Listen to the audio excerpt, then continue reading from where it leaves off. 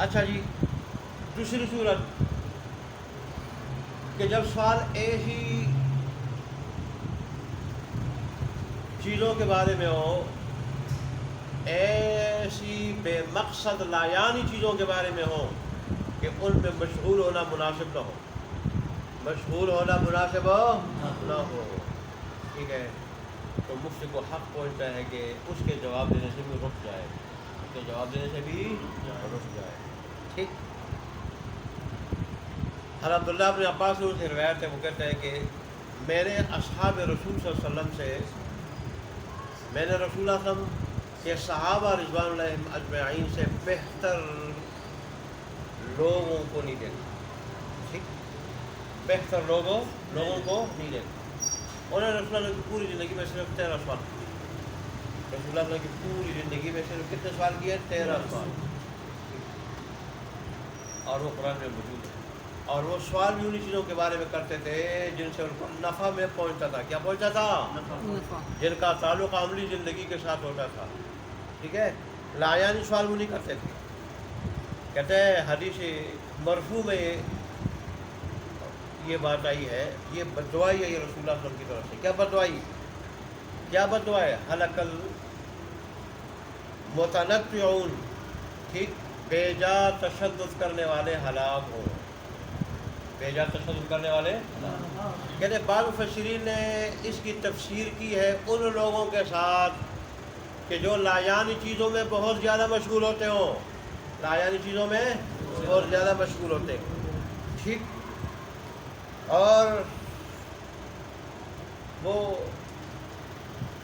بہت سارے ایسے سوالات میں بھی مشغول ہوتے ہوں، ایسے مشکل سوالات میں بھی کیا ہوتے ہوں؟ مشغول ہوتے ہوں، وہ سوالات کرتے ہوں کہ جن کی ضرورت ان کو بہت کم پیش آتی ہو، بہت نہ ہونے کے برابر پیش آتی ہو، ٹھیک ہے۔ تو رسول اللہ صلی اللہ علیہ وسلم نے ایسے لوگوں کے لیے بد دعا فرمائی۔ دو قسم کے لوگ، ایک تو لایانی باتوں میں بہت زیادہ مشغول ہوتے ہوں، اور ایک وہ لوگ جو ایسے مشکل مسائل کو کثرت سے چھیڑتے ہوں کہ جن کی ضرورت نہ ہونے کے برابر پیش آتی ہے، اسی کو کہا کہ کیا؟ متنطعون۔ اور پھر نبی صاحب کہتے ہیں کہ ہمارے اسلاف عام لوگوں کی طرف سے کثرت سوال کو ناپسند کرتے ہیں، اور خصوصاً لایانی چیزوں کے بارے میں، خصوصاً بے مقصد چیزوں کے بارے میں، جیسے یہ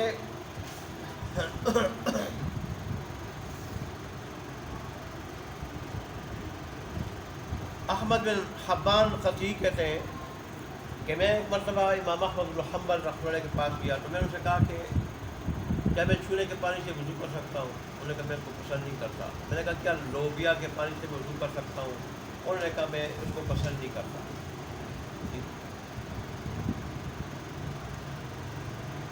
تو پھر جب میں جانے لگا انہوں نے مجھے کپڑے سے پکڑ لیا، مجھے کہا جب مسجد میں داخل ہوگے کیا دعا پڑھو گے؟ مسجد میں داخل ہوگے کیا دعا پڑھو گے؟ میں خاموش رہا۔ پھر کہا جب نکلو گے کیا دعا پڑھو گے؟ میں خاموش رہا۔ میں نے کہا پہلے جا کے اس کو سیکھ لے۔ مطلب ان کا کیا تھا کہ جس چیز کی آپ کو پوری زندگی ضرورت پیش نہیں آ سکتی اس کے بارے میں تو سوال کر رہے ہو، اور جس چیز کی تمہیں دن میں 5 مرتبہ ضرورت ہے، ٹھیک ہے، اور اس کا کرنا مسنون بھی ہے، اس کا کرنا مسنون بھی ہے، اس کا عملی زندگی کے ساتھ تعلق بھی ہے، اس پہ اجر ملتا ہے، تو اس کا تمہیں پتہ نہیں۔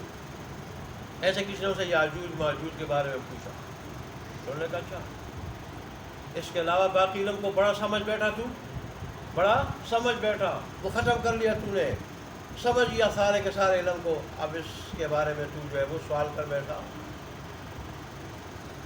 اے اللہ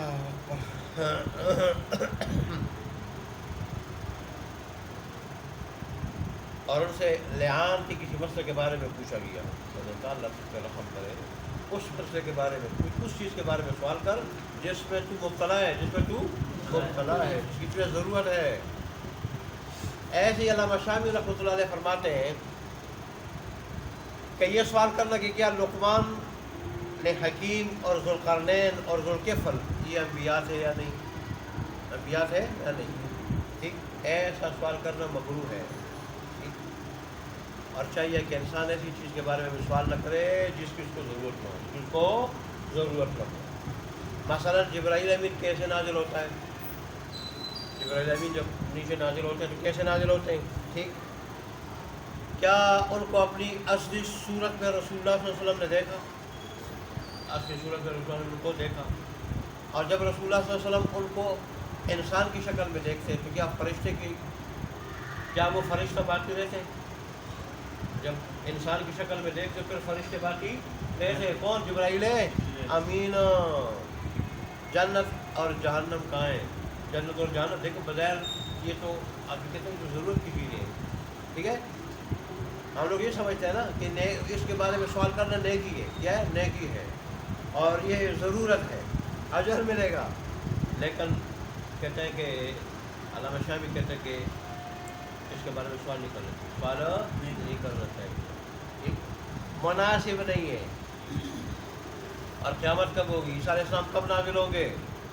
اسماعیل علیہ السلام افضل ہے یا اسحاق علیہ السلام افضل ہے؟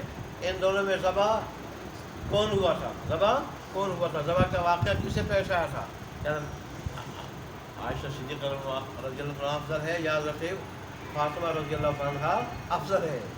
ٹھیک ہے، کہتے ہیں یہ سوالات کرنے بھی مناسب نہیں ہے کہ ان کے ساتھ عاملی زندگی کا تعلق نہیں ہے، انسان ان کا مکلف نہیں ہے، ان کے بارے میں پوچھا نہیں جائے گا حضرت انسان سے۔ رسول اللہ صلی اللہ علیہ وسلم کے والدین کس دین پہ تھے؟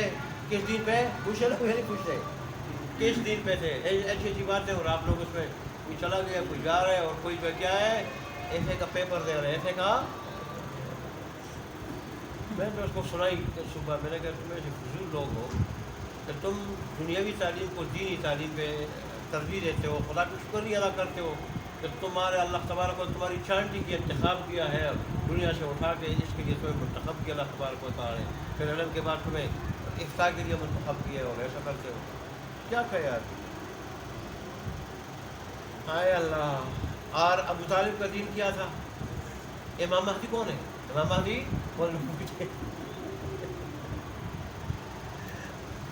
اس کے بارے میں مولوی لوگ بھی گئے ہو باس مباحثہ کرتے رہتے ہیں، باس مباحثہ کرتے رہتے ہیں، ٹھیک، کہتے ہیں اس کے علاوہ وہ ساری کی ساری باتیں جن کا جاننا اس کے لیے واجب نہیں ہے، جاننا واجب نہیں ہے، اور یہ ان باتوں کے جاننے کا مکلف نہیں ہے، مکلف نہیں، ٹھیک، یہ تو فرائض کا مکلف ہے، واجبات کا، ایسی چیزوں کا جس کا تعلق اس کی عاملی زندگی کے ساتھ ہے کہ اس میں عمل کرے اجر ملے اس کو۔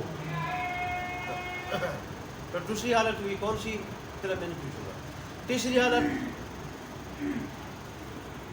کہ سائل ایسا مسئلہ پوچھ رہا ہے کہ مفتی اگر جواب دے دے تو جواب اس کی عقل سمجھ میں نہ آئے، جواب اس کی عقل اور سمجھ میں نہ آئے، تو ظاہر ہے ایسی صورت میں بھی مفتی کو حق پہنچتا ہے کہ جواب نہ دے۔ مثلاً وہ متشابہ آیات کے بارے میں سوال کرے، یا علم کلام کی باریک باتوں کے بارے میں سوال کرے، ٹھیک، یا ایسے مسائل کے بارے میں سوال کرے کہ جن کے بارے میں قطعی بات کہنا ممکن نہیں۔ اس لیے حضرت علی انہوں نے فرمایا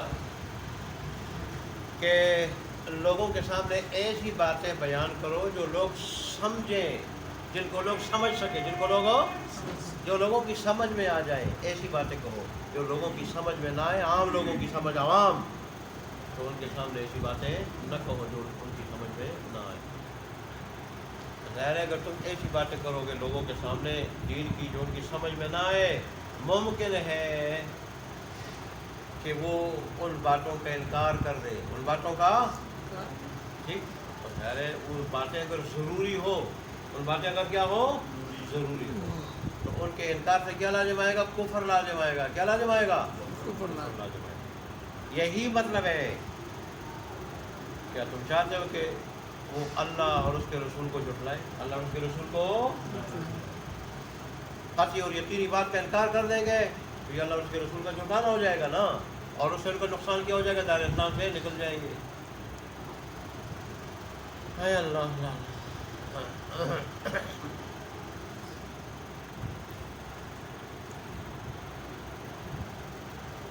یہی وجہ امام قرافی رحمۃ اللہ فرماتے ہیں کہ جب اسی صاحب کے پاس رسول اللہ صلی اللہ علیہ وسلم کی شان کے بارے میں کوئی فتویٰ آ جائے، ٹھیک، یا اللہ تبارک و تعالیٰ کی ربوبیت سے متعلق کوئی فتویٰ آ جائے، ٹھیک، یا اس کے علاوہ کوئی اور ایسی باتیں کہ یہ اگر جواب دے گا تو سائل اس کو سمجھے گا نہیں، سائل اس کو سمجھے گا نہیں، تو بڑی نرمی کے ساتھ سائل کو ان باتوں کی طرف متوجہ کر دے جو اس کے لیے مفید اور نافع ہے، مفید ہے، ٹھیک، بھائی ان باتوں کی طرف نہ پوچھ، یہ تیری سمجھ میں آنے والی نہیں ہے، بلکہ یہ باتیں پوچھ جس کا تعلق تیری عملی زندگی کے ساتھ ہے اور تجھے سمجھ بھی آ سکتی ہے، ٹھیک ہے۔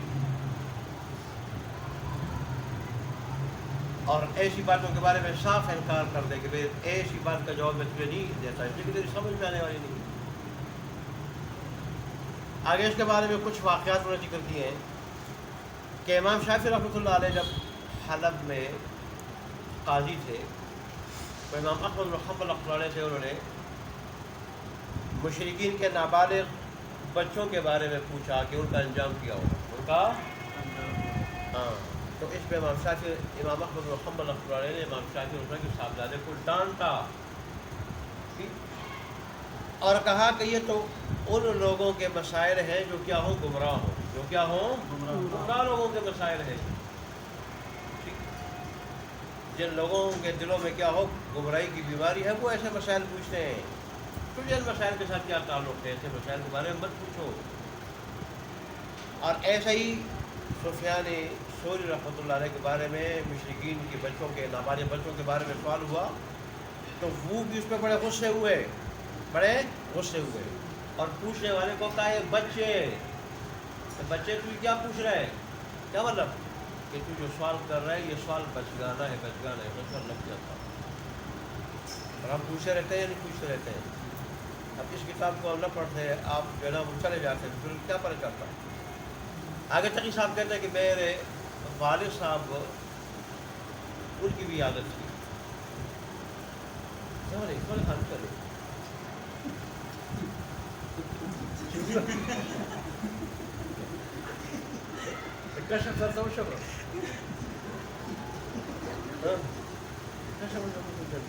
سبق تھا اگر پورے خان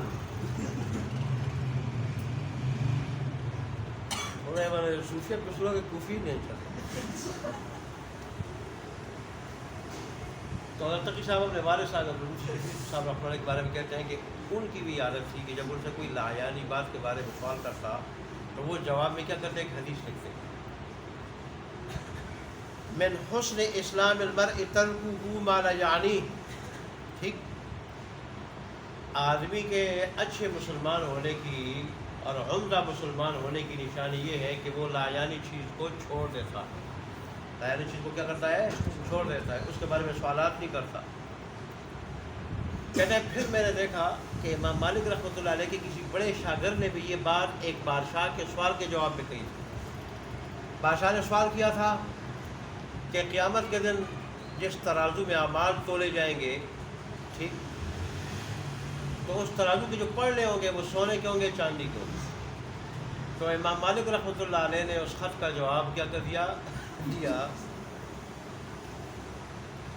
کہ ہمیں تو ظاہر ہے ابھی یہ معلوم نہیں ہے، ہاں امام مالک رحمۃ اللہ علیہ کے وہ جو شاگرد تھا اس نے اس کے جواب میں یہ حدیث لکھی، یہ حدیث من حسن اسلام المرء ترکہ ما لا یعنی۔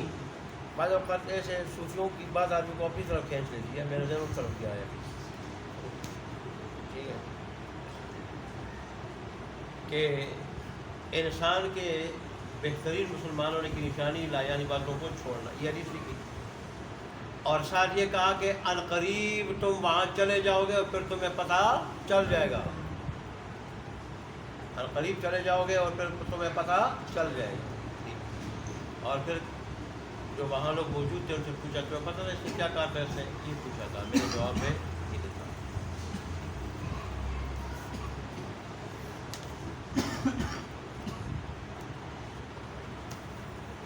اچھا جی، چوتھی حالت یہ ہے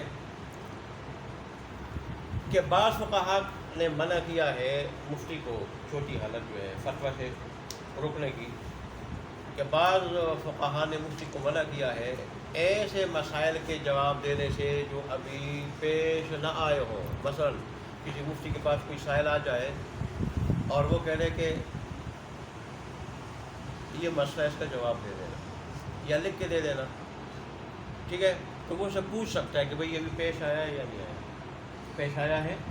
اگر وہ کہتے پیش نہیں آیا تو مفتی کہہ سکتے جب پیش آ جائے تو اس وقت پھر دیکھا جائے گا، اس وقت دیکھا جائے گا۔ ابھی میں جواب دیا تھا، کہتے شروع میں نے آپ کو اسلاف سے یہ بات نقل کی تھی کہ ہمارے بہت سارے اسلاف ایسے سوال کے جواب کو ناپسند کرتے تھے جو بھی پیش نہ آئے، اگرچہ اس میں نے مختلف نقطۂ نظر بھی بیان کیا تھا، اور یہ بات بھی میں نے بیان کی تھی کہ ایسے سوالات کے جوابات صرف ان طالب علموں کو دینے چاہیے جو فقہ میں مہارت حاصل کرنا چاہتے ہو، فقہ میں یہ چھوٹی صورت ہو گئی۔ پانچویں صورت یہ ہے کہ جب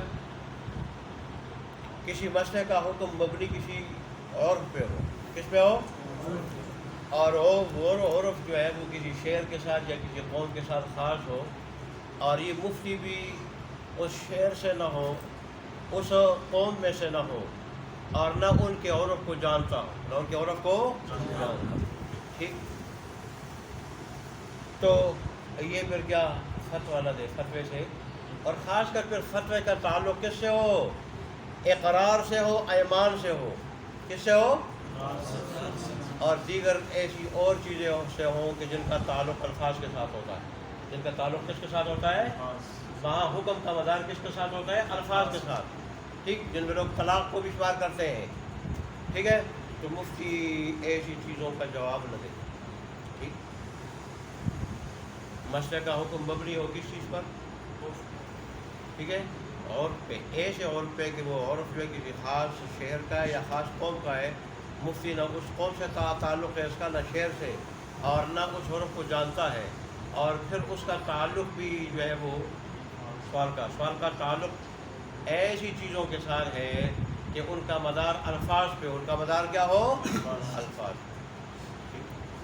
ظاہر الفاظ کی مراد وہی لوگ جانتے ہیں جن کا عرف ہو نا، جن کا جیسے اقرار ہے، ایمان ہے، طلاق وغیرہ، تو اس وقت بھی مفتی کو جواب نہیں دینا چاہیے، ٹھیک،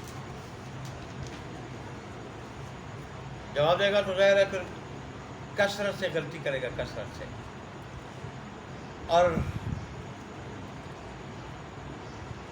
چھٹی حالت یہ ہے کہ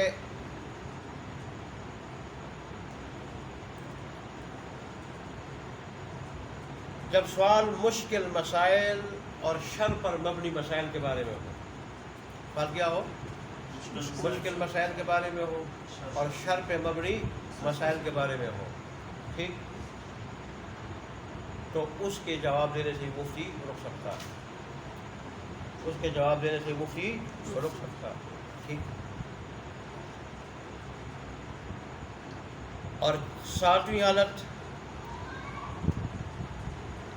کہ جب ایسے حکم کی علت کے بارے میں، شرعی ایسے حکم کی علت کے بارے میں پوچھا جائے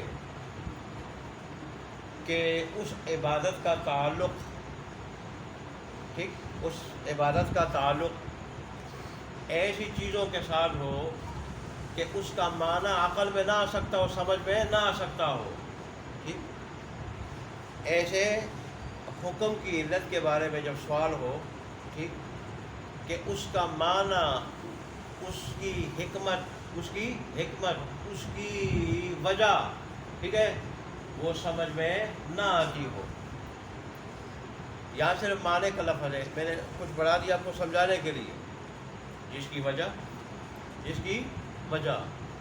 ٹھیک، یا جس کی علت کہیں، جس کی علت سمجھ میں آتی نہ ہو،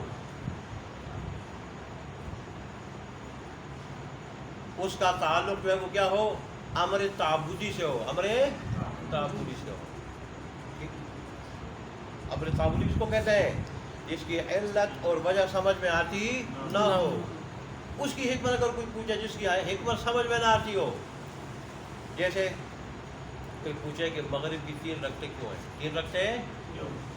تو مفتی کو چاہیے کہ ایسے سوال کا جواب بھی نہ دے. بھائی اس قسم کے جتنے بھی سوالات ہیں مفتی کو چاہیے کہ لوگوں کے ایسے سوالات کرنے پر ان کی حوصلہ شکنی کرے اور ان کو ایسا جواب دے اور بعض اوقات تو بھی کرے ان کو کہ آئندہ وہ اس قسم کے سوال کی ضرورت نہ کرے.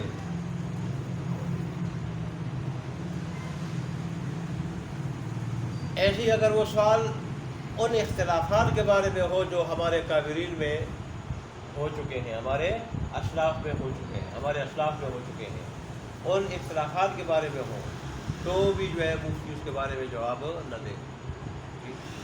اور ایسی کوئی بات کہہ رہے کہ مستقبل ایسے سوالات سے باز آ جائے. جیسے صحابہ کرام کے درمیان جو جنگی ہوئی ہے کے درمیان، ان کے بارے میں کوئی پوچھے کہ حق پہ کون تھا. ٹھیک ہے، حق پہ تو ویسے ہی پوچھتے نا، حق پہ کون تھا، کیوں انہوں نے جنگیں کی. عمر بن عبدالعزیز رحمۃ اللہ علیہ سے کسی نے ایسے ہی انہی جنگوں کے بارے میں پوچھا تو انہوں نے کہا اللہ نے میرے ہاتھوں کو ان سے بچایا تو میں اپنی زبان کو ان سے کیوں رنگین کروں. ٹھیک، میں زبان کو سے کیوں رنگین کروں جب اللہ نے میرے ہاتھوں کو ان سے بچایا. اچھا جی، اور 9ویں صورت وہ سوال ہے کہ جو ضد پر مبنی ہو. کس پر مبنی ہو؟ ہاں، مخاطب کو لاجواب کرنے پر اور خصومت میں دوسرے کو مغلوب کرنے پر مبنی ہو. ٹھیک، آسان الفاظ میں کیا ہے، مفتی سمجھتا ہو کہ یہ آدمی ادھر آیا ہے میرے پاس سوال کر رہے ہیں، سوال کا مقصد کیا ہے، جواب حاصل کرنا نہیں. ٹھیک ہے، جواب حاصل کرنا نہیں، بلکہ کسی سے یا مجھ سے ضد کرتے ہوئے یہ سوال کر رہے ہیں. ٹھیک، یا مجھ سے اس سوال کی آڑ میں مباحثہ کرنا چاہتا ہے اور مجھے لاجواب کرنا چاہتا ہے، مناظرہ کرنا چاہتا ہے اور مجھے لاجواب کرنا چاہتا ہے. ٹھیک، اور مباحثہ کرنا چاہتا ہے، لڑنا چاہتا ہے، لڑنے سے مراد مباحثہ، اور مجھے مغلوب کرنا چاہتا ہے، تو مفتی کو حق پہنچتا ہے کہ اس کا جواب نہ دے. ٹھیک، رک جائے جواب دے. یہ 9 حالتیں تھیں کہ جن میں مفتی کو حق پہنچائے کہ کیا کرے، وہ جواب دینے سے رک جائے. ٹھیک ہے، اب عبارت آپ لوگ پڑھ لیں.